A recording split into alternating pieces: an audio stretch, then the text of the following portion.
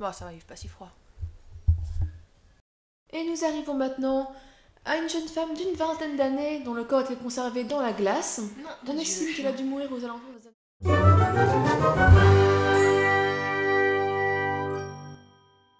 Otzi. Ce nom ne vous dit sûrement rien. C'est pourtant une découverte archéologique exceptionnelle pour de nombreuses raisons. Tout commence le 19 septembre 1991, dans les Alpes de l'Haute-Saale à la frontière entre l'Italie et l'Autriche. Un couple de randonneurs, Helmut et Erika Simon, ou Simon, je suis pas certaine, aperçoivent un corps gelé dépassant du lac et préviennent tout de suite les autorités. Ah, c'est vraiment charmant. La nature, le paysage, et oh mon dieu, est-ce que c'est un cadavre? Vu l'état de conservation du corps, on pense à un alpiniste décédé assez récemment. C'est pourquoi lui et les objets qui l'entourent sont dégagés sans ménagement. Vraiment, sans ménagement. En essayant de dégager la momie au marteau-piqueur, ils vont abîmer le fessier, la cuisse et briser l'humérus. Et les objets qui entourent Otzi vont également être abîmés, voire brisés. Bravo les gars.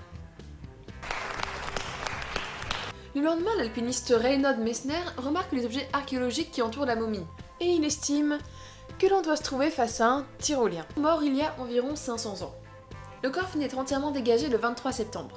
Il est envoyé à l'Institut de médecine légale d'Innsbruck, où il peut enfin être daté, de 3300 ans avant notre ère, soit pendant la période dite du Chalcolithique. Avant de vous parler de l'identité précise d'Otzi et les différentes théories qui circulent sur son décès, il faut d'abord vous présenter un petit peu le contexte de son existence. Il a vécu au Chalcolithique, également appelé âge du cuivre, une période de transition charnière entre le néolithique et l'âge du bronze, soit entre la préhistoire et la protohistoire. C'est une période marquée par l'imposition de certaines cultures, mais plus particulièrement par les débuts de l'utilisation des métaux, et principalement du cuivre. Pour en revenir à Otzi, qui tient son nom de l'endroit où il a été découvert, après sa conservation des milliers d'années dans la position la plus inconfortable du monde, son corps peut enfin être analysé, et sa découverte se révèle réellement exceptionnelle.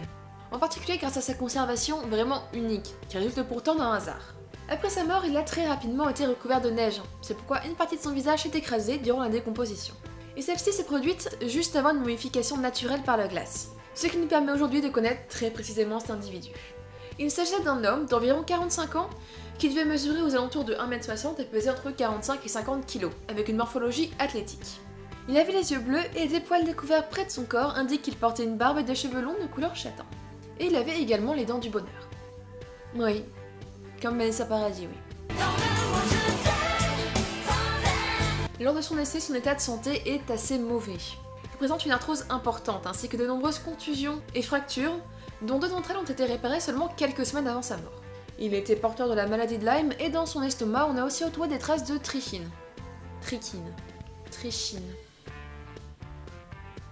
Un parasite qui provoque d'importantes douleurs abdominales. D'ailleurs, dans ses ongles, on a retrouvé des traces de stress, qui devait se déclencher par crise au moment où les douleurs étaient les plus intenses. Enfin, ses poumons étaient assez encrassés, et dans ses cheveux, on a retrouvé des traces d'arsenic et de nickel, ce qui témoigne d'une activité minière. Donc voilà, état de santé assez fucked up. Mais pour rappel, à l'époque, 45 ans, c'est quand même déjà un âge assez avancé. Juste pour info, l'espérance de vie n'a dépassé les 45 ans qu'en 1903. Mais grâce à tous ces problèmes, on peut également voir qu'il se soignait. Il possède 60 tatouages à 19 endroits différents, des lignes parallèles ou des croix. Leur position indique une pratique thérapeutique, puisque les tatouages sont dessinés dans des zones arthrosées ou blessées, comme les côtes, le poignet, et on en trouve également de nombreux sur les mollets, ce qui indique qu'il devait souvent marcher assez longtemps en montagne. Dans son équipement, on a également repéré des champignons antiseptiques qu'il avait utilisés pour ses douleurs à l'estomac. En plus, cette connaissance passe exhaustive de son identité, on est également très bien renseigné sur ses habits et sur son équipement, sachant qu'il s'agit de matière organique et que celle-ci se conserve pas d'habitude, donc merci le froid. De rien mec. Son habillement était composé d'une guêtre en peau de chèvre, un pagne en cuir, des semelles en cuir d'ours avec à l'intérieur des chaussettes végétales avec un fourrage de paille, une chemise jusqu'aux genoux, ouverte, avec une alternance de motifs clairs et sombres, et une cape en fil torsadé, qui pouvait peut-être également servir de matelas. Ces habits ont d'abord été fabriqués avec des peaux, de chèvre, d'ours, de bœuf. Elles ont été tannées à la graisse puis fumées afin de les rendre imperméables. Et pour son équipement, sans rentrer dans les détails. N'inquiétez pas. Sans être exhaustive, il était composé d'un carquois avec 14 flèches, dont 12 inachevées, un arc en bois d'if d'1m82 de haut, bordel de merde, c'est plus grand que moi, une hache en cuivre, la seule hache emmanchée de l'époque connue à ce jour, une lame en silex emmanchée et son fourreau, une sorte de sac à dos qui contenait des denrées alimentaires, ainsi que 2 récipients cylindriques, dont l'un contenait des braises. Cet équipement indique qu'Otzi connaissait très bien son milieu, que même en cas de problème, il était capable de s'adapter. Mais alors qu'est-ce qui a bien pu lui arriver? Comment ce voyage qui semblait lambda et parfaitement préparé a-t-il pu devenir son dernier?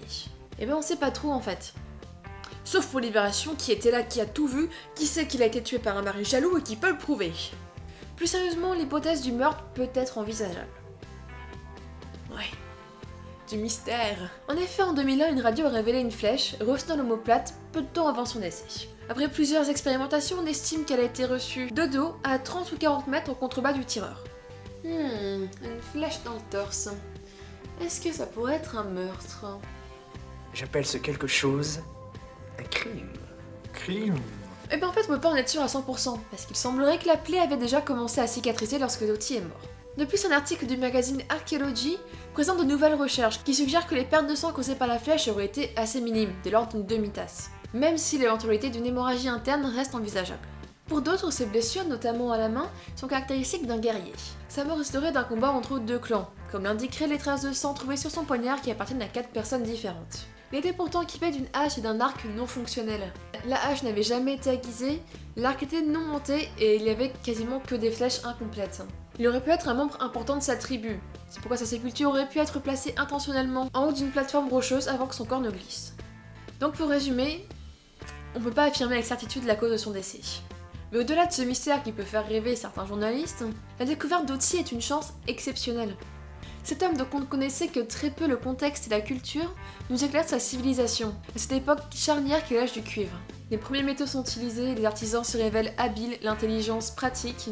Et personnellement, j'espère que la momie de cet homme mort il y a plus de 5000 ans n'arrêtera pas de nous étonner. Je vous remercie d'avoir regardé cet épisode et je vous dis à bientôt pour une prochaine vidéo. Salut!